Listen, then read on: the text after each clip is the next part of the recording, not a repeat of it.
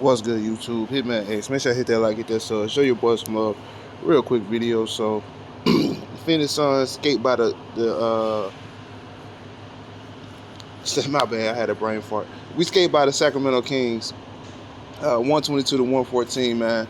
And I think we've extended our winning streak to 4 games. I could be wrong. I mean, we just keep winning. You know, like I said, some of these games I don't feel no need to break down because you expect to beat teams like the Houston Rockets and the Washington Wizards without Bradley Beal. You expect to win games like that, you know. So as far as that goes, it is what it is. That Miami game was pretty impressive, uh, especially seeing how Miami had full control of the game that first half, and the Phoenix Suns came in just like with the Washington Wizards. Came in that third quarter and really buckled down, you know. So salute to the Phoenix Suns for having championship mentality.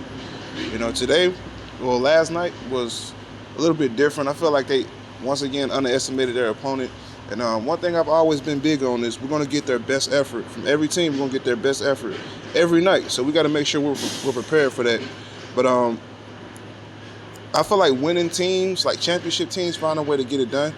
And we've been doing that all year. So that's the only reason. That's the main reason why I say we're a championship team. All right. So don't get my words misconstrued with Phoenix Suns fans, because a lot of Phoenix Suns fans just enjoying us winning. You know, me, I have a different perspective. I feel like this is our chance to win a championship, so I'm gonna keep harping on it. So if we don't win a championship, don't go to the Phoenix Suns Nation, taunting them. Bring all that heat to me, because I deserve it. I've been the one talking. I'll take it. You know, we win we miss out on our opportunity to win a championship, whether it be in the first round, second round, third round. Bring that smoke to me. You know what I mean? Because I'm the one putting that expectation on him. But Mikal Bridges gave us 13 points, 3 rebounds, 2 assists, 2 steals. And just like Eddie Johnson had noted, once his shot's falling, he's playing a lot better on defense, which he did last night. He still, in my opinion, played pretty pedestrian. But you got a tough task guarding guys like Buddy Hield and De'Aaron Fox. I mean, that's a tough task for anybody in the league. So you got somebody averaging 25 points a game. I mean, how do you expect to completely neutralize them? You know, but I feel like Mikal Bridges did a great job at least contesting. You know, they just hit crazy shots. There's nothing we could do about that. Devin Booker gave us 23 points, 3 rebounds, 4 assists. Didn't shoot too well from the field, 42% from the field, 3 for 10 from the three-point line. He started off shooting pretty well from the three-point line, which is kind of rare. I didn't expect that to sustain. I didn't expect him to be able to keep that up, which he didn't. But solid performance from him. His defense was piss poor last night. I got to say that. Devin Booker was getting picked on last night.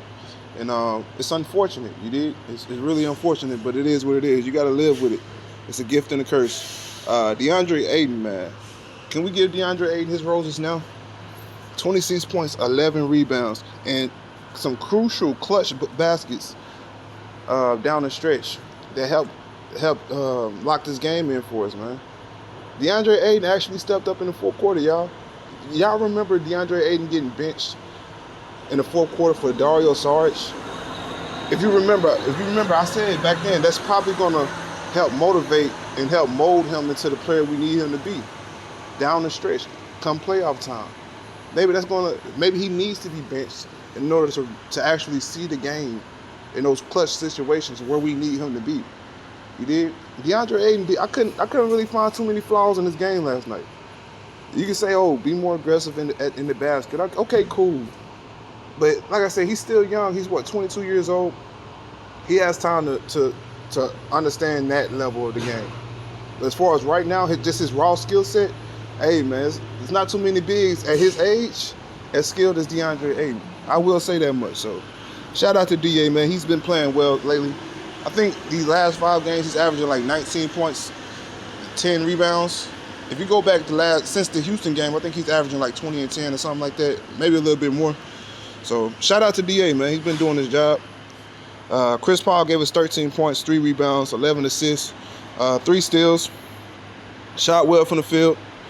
Did a great job of just doing what he do, you know, managing the flow, managing the tempo, coaching DA and players like Mikal Bridges and Jake. Listen, man, like I said, Chris Paul should very well so be an MVP candidate this year. I don't think that's a debate at all. I'm just hoping he get his championship this year. That way he can validate his whole career. Because a lot of people look at players and they measure them by championships. So 20 years down the line, I want CP3 to be known as a champion. That's the main reason why I'm pushing for a championship this year. I want him to be a champion. You did. Jay Crowder didn't really give us too much. 5.7 rebounds, 2 assists. 4 fouls. Once again in foul trouble. I think he needs to tighten up on that end. Cam Johnson gave us some solid production again. 6 points, 2 rebounds, 3 assists. Cameron Payne gave us 8 points off the bench. Just another, like I said, versatile guard that we have on the bench. Another aspect of the game that we have. One end you got to deal with Chris Paul. Another end you got to deal with Cameron Payne. And then you might have to deal with Javon Carter. Javon Carter gave us 13 points, 3 rebounds, 2 assists. Like that's a great rotation if you ask me. A lot of people like to say, "Oh, y'all don't have a bench. Y'all don't have a bench. Y'all haven't been watching the games." Like I said, look at the bench production we have. With Javon Carter give us 13 points off the bench. How many threes he give us? Because he was hitting a lot of threes. 3 for 4 from the 3-point line. 5 for 6 from the field. Torrey Craig gave us 7 points off the bench. Dario Saric gave us 8 points off the bench. So this bench is not an issue in my opinion. For me, can they sustain that in the playoffs? And will we be able to go 10-man deep in the playoffs? Can we go 10 deep in the playoffs? That's the real question. But other than that, man, I have really nothing else to point out. Let me see what we shot from the field. We shot 55% from the field, 36% from the 3-point line. Like I said, Sacramento just hit their threes, man. They was hitting crazy threes, amount of threes. It seemed like they couldn't miss. The basket was wide open for them.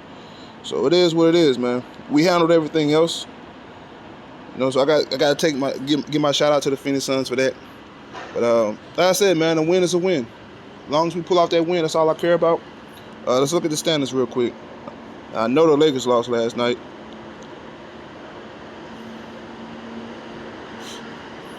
So the Lakers moved to 5, huh? Y'all moved to the 5 seed, huh? Damn, that's tough. Phoenix Suns still sit amongst the top of the West. 2nd seed, right on Utah ass. So, like I said, man, we'll be 1st seed before you know it. Let Utah slip up and we'll be 1st seed. That's all that matters. But hit me next. That's all I got. Hit that comment section.